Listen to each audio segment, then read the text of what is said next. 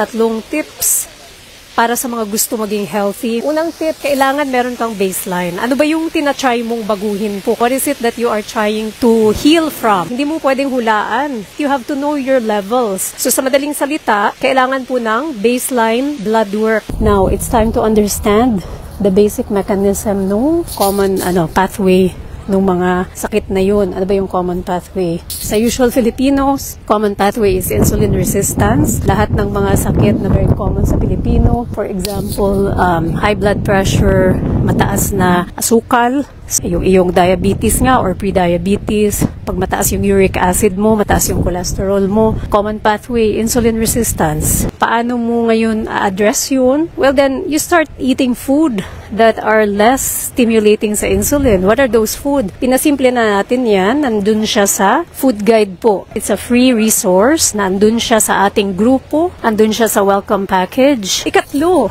ito yung pinakamahalaga sa lahat. Kailangan ka magpatingin dun sa pinakamagaling na doctor.